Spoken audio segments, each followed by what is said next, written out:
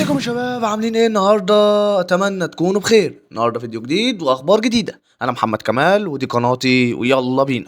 الموضوع اللي احنا هنتكلم فيهم النهارده موضوعين مفهومش كلام كتير، وان شاء الله احاول اوجز لك الحوار. الموضوع الاول بيتكلم عن موقف جوميز من ثلاثي الزمالك، اما بالنسبه للموضوع الثاني فهو يخص النادي الاهلي والتجديد والراحلين. بإيجاز نتكلم عن الموضوع الأول وهو موقف جوميز من ثلاثي الزمالك. الأول هو كونراد ميشلاك. بص يا صديقي، انت شايف ان الفترة اللي فاتت مشلاك مش مأدي، مشلاك لعيب جاي كده اتضحك علينا فيه، خازوق بمعنى أصح. بيلعب في مكان مش مكانه وهو بيقول أو بيقتنع بكده، ولكن أنا شايفه لعيب ضعيف سواء هنا أو هنا. يعني أنا حكمت عليه، أنا كنت بقول إن مش هحكم عليه إلا في الجبهة دي. حاسس إن هو مش هيقدم لك حاجة، هو لعيب جراي فاهم، لكن ما عندوش اساسيات الكوره زي ما بيقولوا. فانا شايف ان هو كده بالنسبه للزمالك خلاص، وده موقف الاداره وده موقف جوميز ان هو مش مقتنع بيه حتى الان. تمام. نيه الاداره ان هي تقطع الاعاره في يناير القادم. هل نادي احد هيوافق على ده اللي احنا هنشوفه الفتره الجايه. طب جوميز رايه ايه؟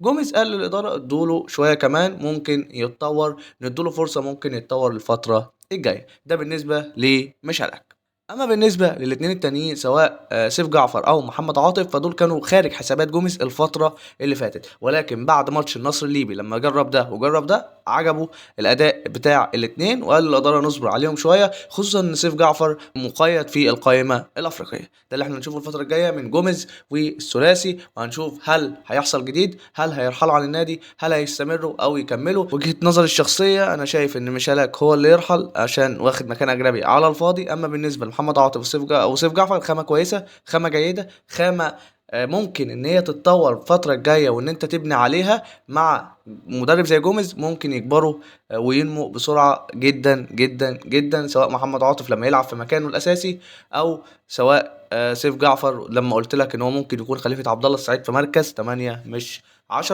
لانه عنده مفتاح لعب كبير جدا، بيشوف الملعب. فخسارة اللاعب ده يخرج بره الزمالك، واديني بقول من دلوقتي عشان ايه؟ لما الزمالك يستغنى عن هذا اللاعب ما نرجعش نندم. احنا ما بنندمش على لاعب بس بنندم على الموهبة اللي كانت موجودة عندنا وفرطنا فيها بالمجان. ده بالنسبة للموضوع الأول وموقف جوميز من ثلاثي الزمالك، اللي هو الصبر وإن شاء الله خير في اللي جاي. نية إدارة الزمالك هو فسخ عقد مشلاك او قطع الاعاره في يناير القادم. بالنسبه للموضوع الثاني وهو الاهلي في ملف التجديد والراحلين. بص يا صديقي، في 7 لعيبه في الاهلي ستنتهي عقودهم بنهايه الموسم الحالي. مين دول؟ عندك الشناوي، حمزه علاء، اكرم توفيق، بيرستاو، رامي ربيعه، ياسر ابراهيم، عمرو السوليه. طلع الاعلامي امير هشام علينا وقال لك ان كل اللاعبين اللي بتنتهي عقودهم هيجددوا مع النادي ما عدا 2. مين دول يا باشا؟ بيرستاو وعمرو السوليه. تمام.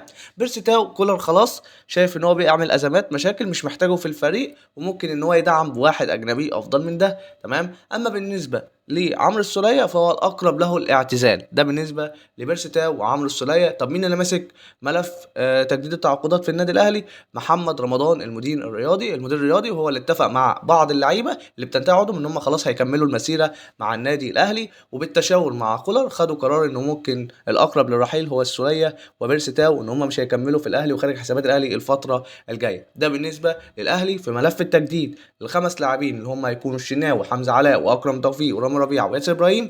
والراحلين الاقرب هو عمرو السوليه وبيرسي تاو. زي ما انا كلمتك على بيرسي تاو من فتره ان هو قريب جدا من الرحيل، وانه ممكن الزمالك بيتفاوض معاه، وده اللي احنا هنشوفه الفتره اللي جايه. بس يا صديقي هو ده الفيديو، يعني فيديو ما طولتش فيه.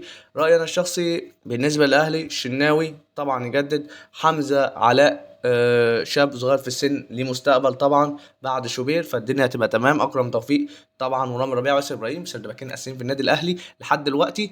انا مش شايف ان حد عالي على رامي ربيعه وياسر ابراهيم بكل امانه وبكل صراحه، ولا اشرف داري ولا يوسف ايمن. اشرف داري ما شفناهوش كثره اصابات. تمام.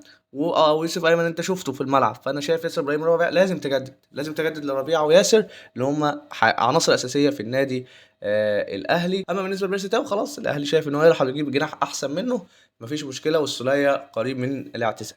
بس كده يا صديقي، دي اخبار النهارده فيما يخص جوميز، فيما يخص كولر، فيما يخص الاهلي والزمالك. ان شاء الله فيديو جديد بكره باذن الله، استناني. انا محمد كمال ودي قناتي، حبيت افكرك وبكده الفيديو خلص لحد هنا. اتمنى شير ولايك واعجاب بالقناه، والسلام عليكم.